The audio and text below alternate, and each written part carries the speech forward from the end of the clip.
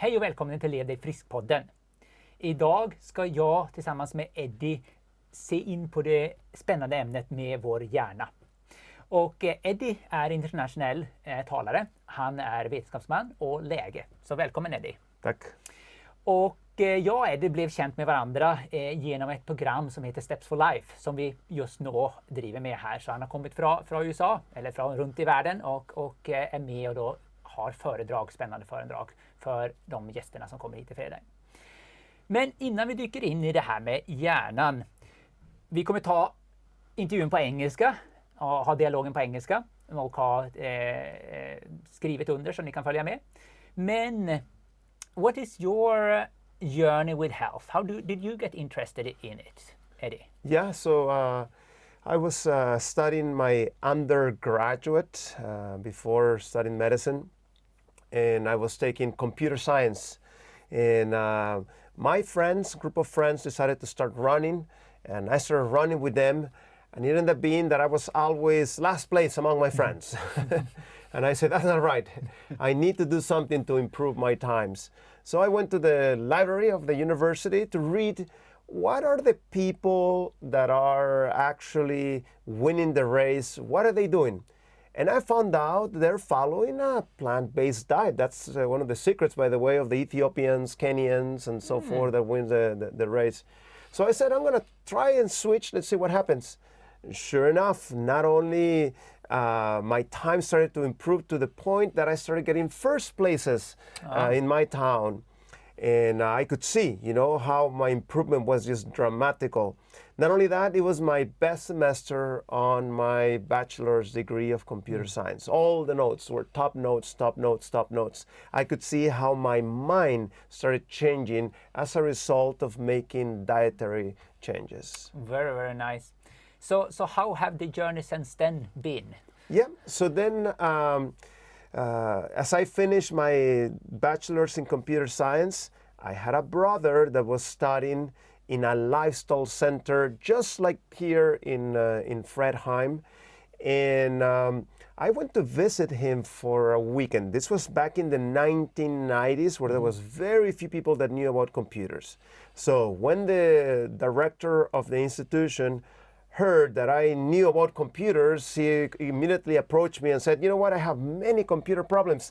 Could you help me this weekend? And I said, sure, I'll be happy to help you. And in one weekend, I fixed most of his major computer problems. He was so impressed, he offered me a job on the spot. Oh. And to me, that was very confusing. I'm supposed to start a master's program. He wants me to work for him. I cannot do both because of geographical factors. So I had to decide, and I ended up deciding to go and join that staff, and my life changed completely. As I started seeing with my own eyes how problems like diabetes, allergies, people with rheumatoid arthritis left without pain, the people with tremendous stroke recoveries, depression, and all kinds of things were getting better. I said to myself, you know what, computers are nice, but this is what I need to do with my life. And years later, the opportunity came for me to go into medical school. And I've been able to work in this type of setting for 28 years and have seen this story over and over, as well as being able to document this in the scientific literature. Very, very nice. We were looking very much forward to hear some of the tips now that you experienced on your own brain, like how we can share that with the viewers. And emotional intelligence. Tell us a little bit about EQ and IQ. Like what's the difference and how are they different important? That's right. Yeah, so the difference is the fact that intelligence, you cannot do much about it once it's set. You can move it a little bit here and there, but not that much. But unfortunately, you can do things that hinder it. While emotional intelligence is something that can be improved. I've done a few research studies on the subject, and emotional intelligence measures more your ability to interact with others and the motivation to go ahead and achieve your goals. So it's different than intelligence by the fact that the focus is different. So why is then EQ important? That's right. Yeah, well, EQ is interesting. IQ usually will determine what will be your first job. As you get out of college and you apply for jobs, they're going to check, it's this person, does they have enough brightness so he can, put him to do some responsible job. Now, that's what IQ will measure, will help you with. EQ is going to help you as you start climbing up the ladder in that job. The person that ends up directing the institution usually has a higher EQ. One time I met this man. He was in charge of the whole northwest of Mexico, a big network of companies. The person had only achieved fifth degree primary school. Yeah. How can he was able to, get such a huge, important position? Because as you interacted with him, you saw immediately his ability to have that EQ, communicate, empathy, vision, and so forth. It was part of him. So that's how he was able to achieve that. So if now me or any of the viewer are not so interested to reach the highest ladder, but are more interested in health, what would be some health benefits of having a good IQ? Yeah.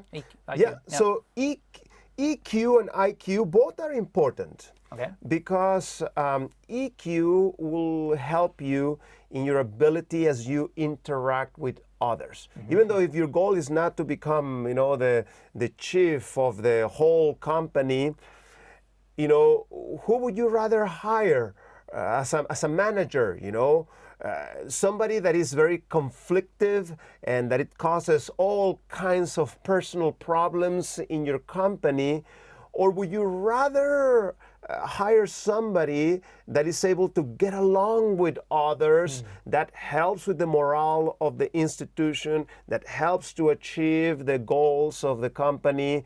So that's why even big business magazine says, Forbes magazine, it says, don't worry about the IQ that much, worry about the EQ, because a problematic employee causes all kinds of problems.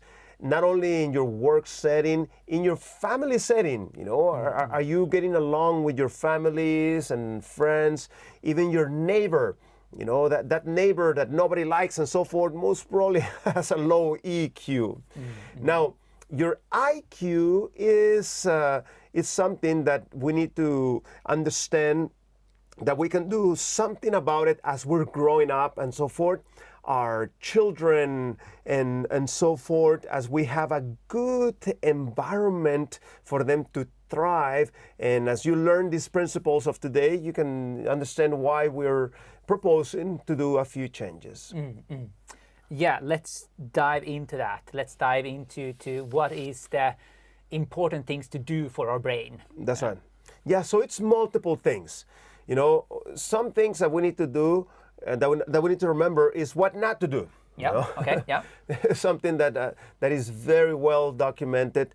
Very well. Somebody under the influence of alcohol, their decision making is not the best because alcohol impairs the frontal lobes of the brain, and the frontal lobes of the brain are part of the equation of that intelligence.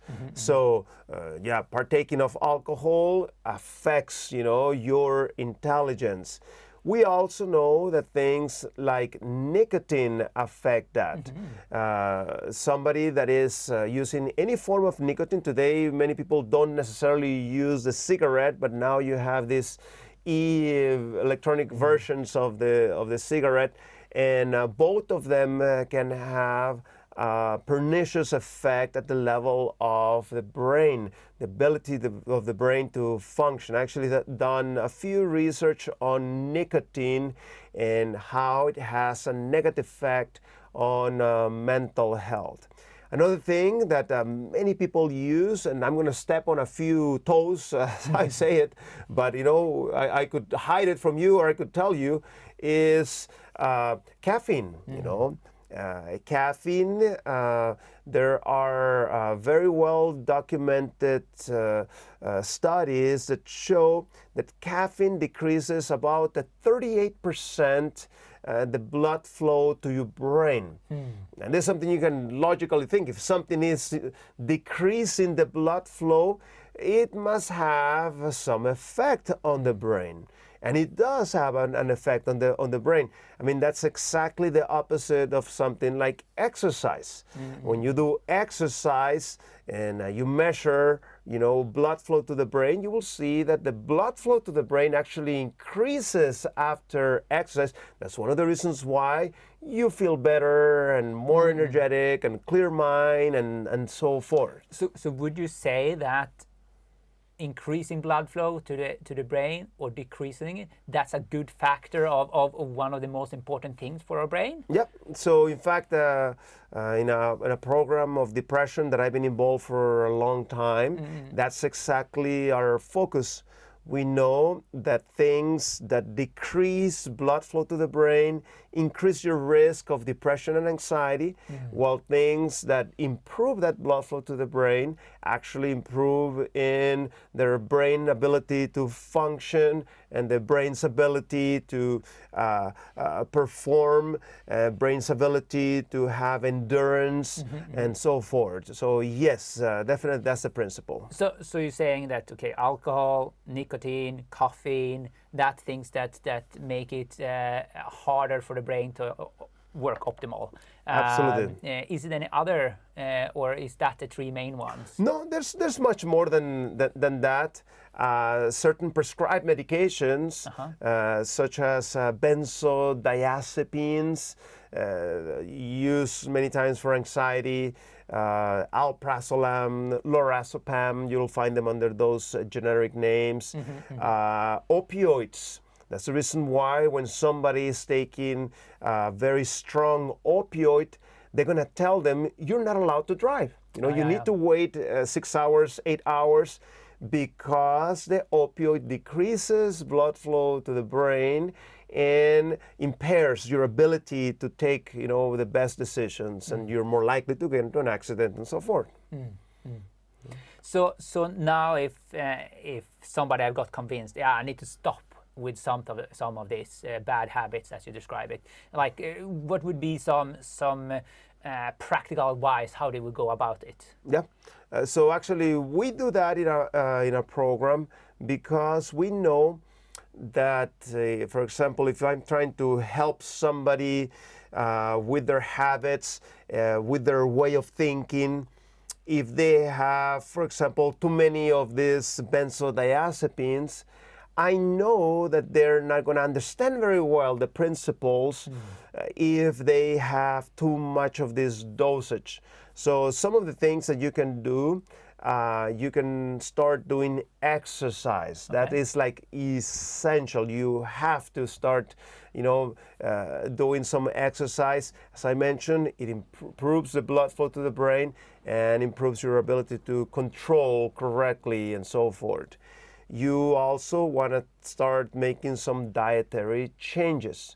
Another one of the factors that decreases that blood flow to the brain and impairs your ability to think well is something by the name of arachidonic acid.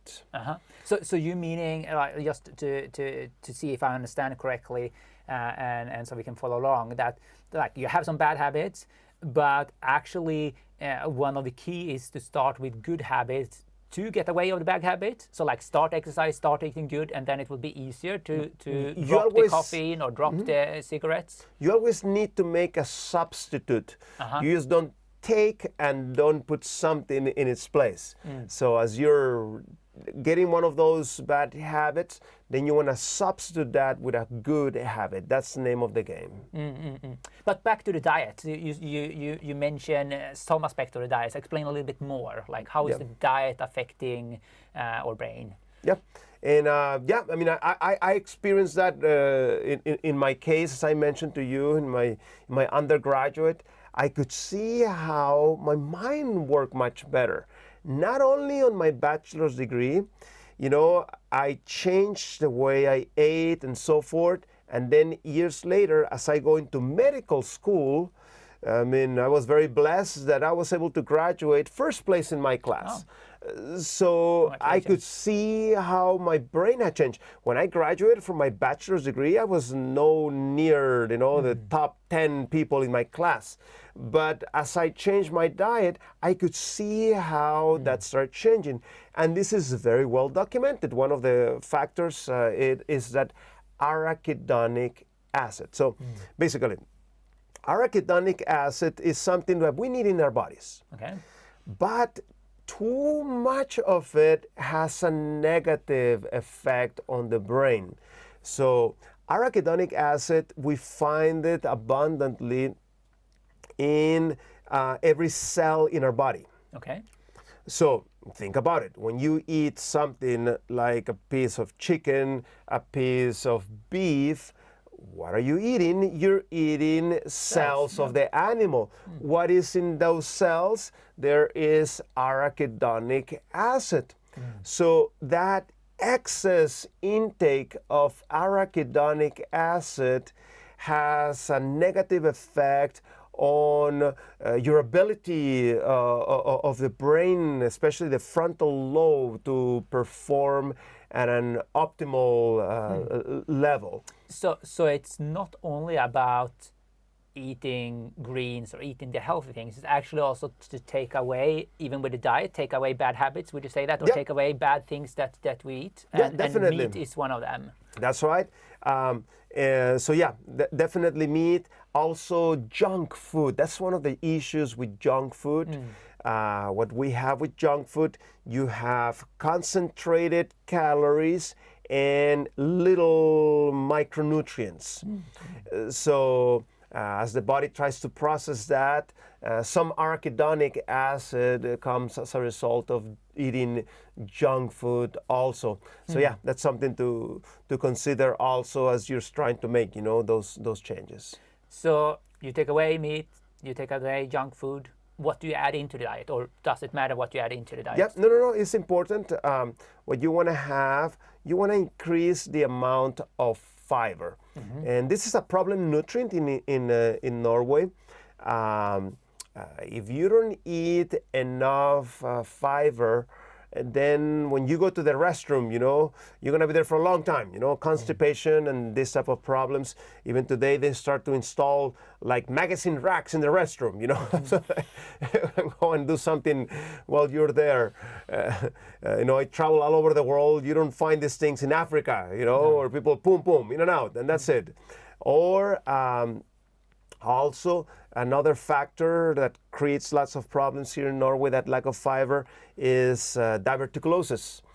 Because of the lack of fiber, there's these pouches that form along your, you know, your colon, and this can be very problematic because then food can go there and get infected and so forth. So sadly, a common problem in Norway. So what we need to do, we need to shoot at about 35 grams of fiber a day. And you can do the homework. I mean, you, like tomorrow when you start your breakfast, go on your phone and start asking, how many grams of fiber has the apple that I'm eating right now? How many grams of fiber has this oatmeal that I'm eating? How many grams of fiber has this piece of toast? And whatever you're eating, you know, do your mathematics for a whole day and try to see how close you're getting to the 35 grams per fiber. And I'm telling you, you're going to be surprised. You know, many people actually fall quite short to their goal. So fiber is a very important thing. Is something else that we should think in the diet that is very important to think about? Yep. So you want to have some healthy protein, and ideally you should be having 2, 3, 4 servings of healthy protein a day. And this protein needs to be mostly from plant sources. So think about lentils, think about garbanzo beans, think about beans in all their different varieties, tahini. As you add tahini with the garbanzos, you know, you can make something like a hummus. Hummus counts as a serving. Peanut butter, it's made out of a legume, which is the peanut. It also counts as a serving. So yeah, there's many creative ways of reaching that goal. So we touched in a little bit on exercise. We have touched on the diet, what to avoid. Is there any other areas that is good to think about in today's society when it comes to brain health? That's right. Yeah. So another factor that we need to deal with is stress. And you know that very well. When you're very stressed, your ability to think is hindered because stress affects the frontal lobes of the brain. Again, those frontal lobes of the brain are very much involved in intelligence. So what we need to do, we need to make sure that we are having some sort of a healthy outlet to that stress. I actually was involved in a director of research project in which we did a survey on close to 6,000 people. And we asked them, what method of relaxation are you using to decrease your levels of stress? And then we correlated that to the levels of depression and anxiety. And it was very clear. The people that did the worst were the ones that didn't have any outlet. And interesting, even though this is a survey from all over the world, the people that handled the best their stress were the ones that were doing Bible study and prayer, which to me was very interesting. While the people that were doing Eastern meditation, actually in our study, the Eastern meditation and the no relaxation was almost the same. So it was more of a placebo type of thing, you know, that the person may think that this is helping me, but that's not what our study, you know, nice and big samples show, you know, from people from all kinds of backgrounds from all over the world. Very, very interesting. So how about the media? That's right. Say something about that. Yeah. So, you know, we're becoming too much of an electronic society, you know, the cell phone, the computer, and so forth. And we are not learning how to use our hands in a three-dimensional type of way. You know, in the old days, I remember, you know, your parents or your grandparents would be the ones changing the oil in your car. Now today, young people don't know how to do that simple task. In the old days, people would work, you know, with agriculture and so forth. So there's some fascinating studies that show that using your hands in a three-dimensional setting, washing the dishes, working in the field, changing your oil, as you use your hands in a two-dimensional way, your frontal lobes improve. And that's how we theorize, you know, that you're going to optimize your brain by doing that. So that's the question, you know, like today, think about it. What are you going to do with your hands? You know, what kind of task will you do?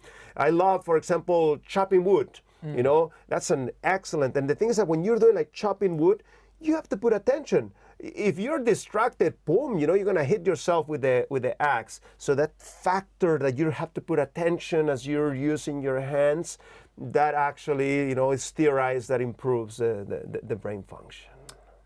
Very nice. Very, very nice to get to know how the brain works and what we can do with it.